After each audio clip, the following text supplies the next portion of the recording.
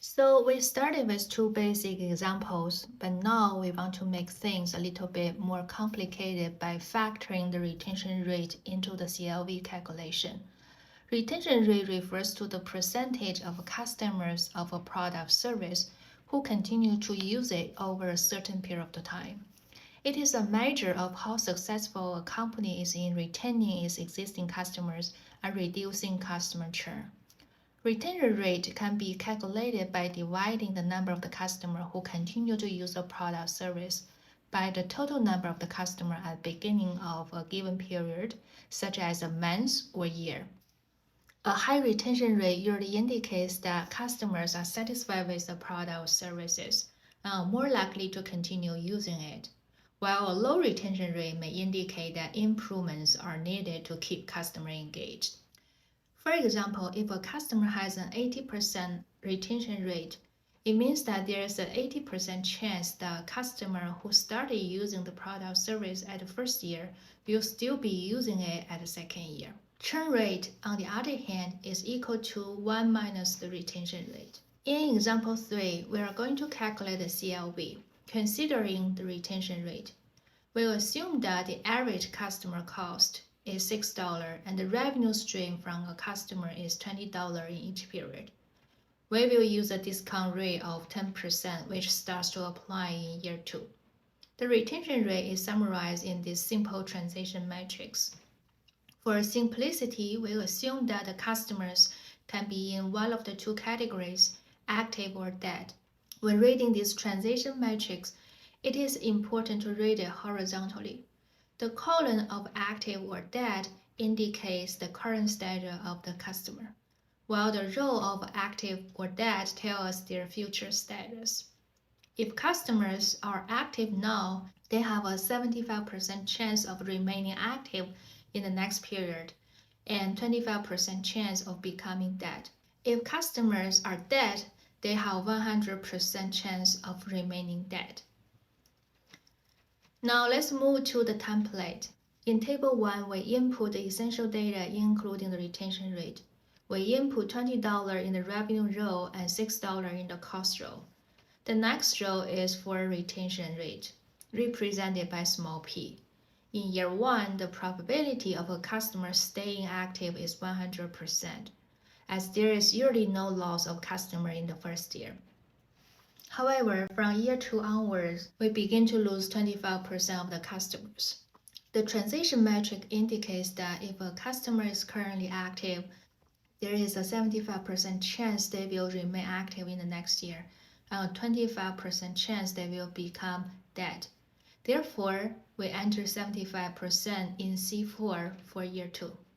Now to calculate the retention rate for year 3, we simply take the retention rate of the previous year, which is 75%, and multiply it by the probability of a customer staying active in year 3, which is also 75%. So the retention rate for year 3 is 56%. We will carry out this procedure for each year to compute the retention rate. To calculate the present discounted factor, we will use a discounted rate denoted by small r, which is set at 10%. In case you need a reminder on how to calculate small d, please refer back to the videos discussing the previous examples. In the second table, we define the contribution and discounted contribution for each year. Unlike the previous examples, computing the contribution involves using retention rate multiplied by the difference between revenue and cost. Essentially, retention rate represents the likelihood that customer will remain and continue to generate profits. Therefore, in year 1, the contribution equals to the retention rate 100% multiplied by the difference between revenue and cost. Similarly, the contribution for year 2 is calculated by multiplying the difference between revenue and cost by the retention rate of 75% for that year. The process is repeated to calculate the contribution for each subsequent year.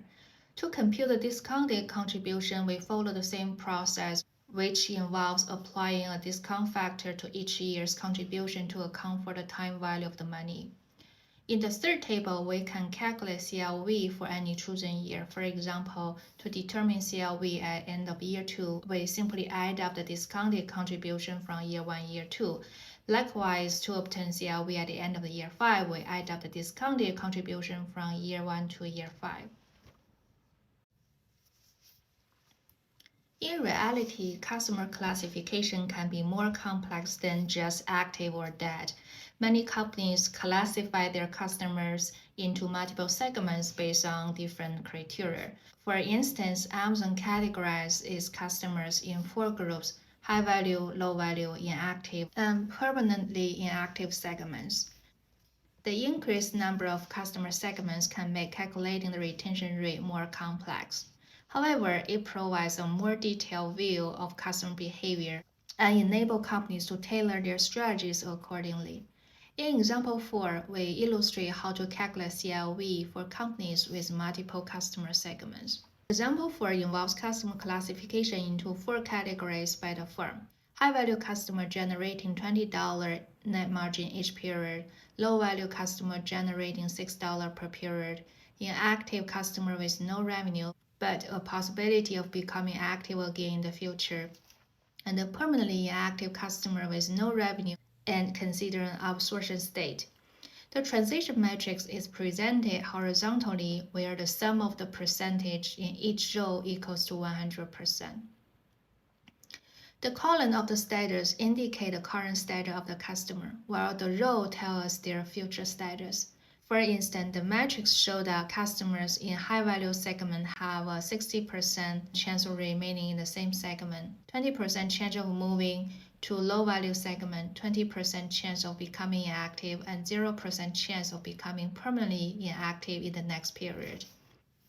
Similarly, the probability of low-value customers switching to high-value, remaining in the same segment, becoming inactive, and permanently inactive is 30%, 40%, 30%, 0%, respectively. The transition probability for inactive and permanently inactive customer can also be read in a similar way.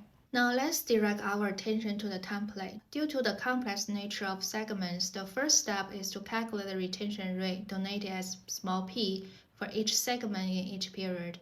To simplify matters, let's assume that all customers are currently high-value customers, 100%. In period 1, the likelihood of high-value customer remaining in the same segment is 60%, which can be obtained by multiplying 100% in period 1 and 60%. Moreover, the probability of customer transitioning to the low-value, inactive, or permanently inactive segments is 20%, 20%, and 0% respectively, as provided in the transition matrix. Moving on to period 2, we need to recognize that customers in each segment could come from different sources. For example, in period 2, the high-value customer may include high-value customers who stay in the same segment and others who may switch from other segments like low, inactive, or permanently inactive segments.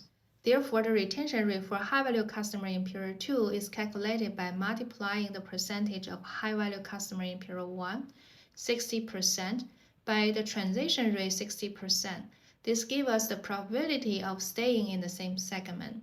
In addition, we also need to consider the probability of consumers switching from other segments. Therefore, we must multiply the percentage of low-value customer 20% in period 1 by their transition rate 30%, the rate of switching from low to high, the percentage of inactive customer 20% in period 1 by their transition rate 5%, the rate switching from inactive to high, and the percentage of permanently inactive customers 0% by their transition rate 0%.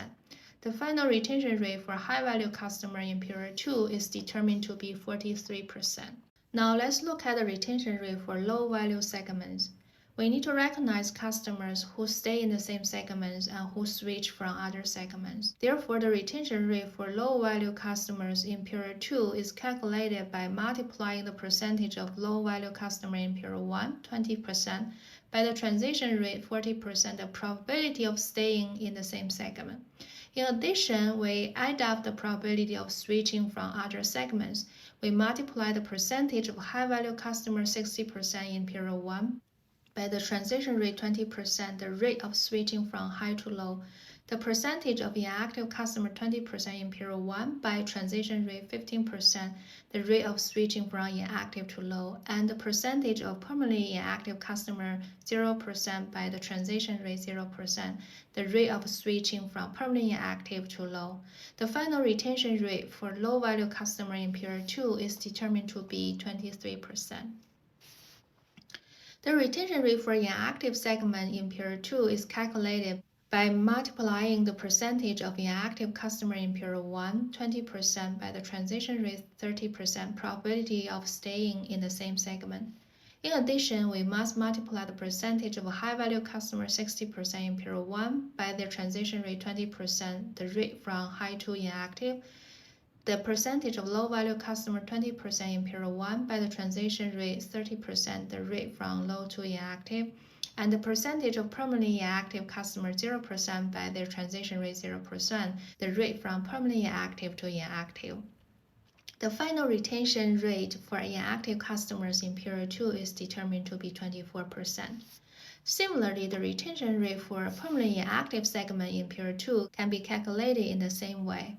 However, since the sum of probabilities should be equal to 1, a simpler way to calculate the retention rate for the last segment is to use 1 minus the retention rate in high-value, low-value, and inactive segments.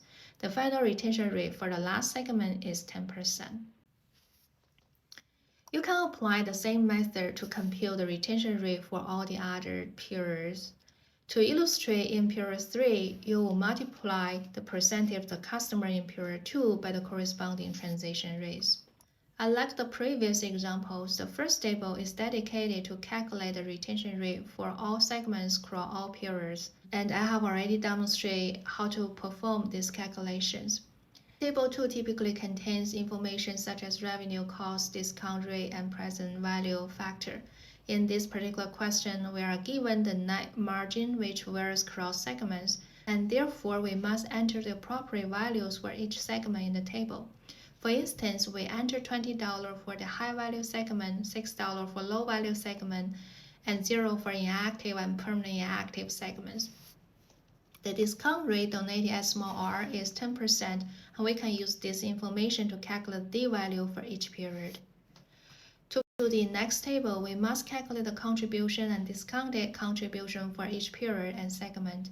The contribution is obtained by multiplying the retention rate of each segment by the differences between the revenue and cost value for that segment. For instance, to calculate the contribution in period 1, we need to multiply $20 for a high-value segment by its retention rate 60%, add this to $6 the revenue for low-value segment times its retention rate 20%, and then add $0 for the inactive and permanently inactive segments multiplied by their corresponding retention rates. The resulting contribution value for period 1 is $13.20. We can repeat this process for each period to calculate the contribution values. To calculate this contribution value, we simply adjust contribution value by their corresponding d-value in table 2. Then we can calculate CLV for any chosen year in the next table.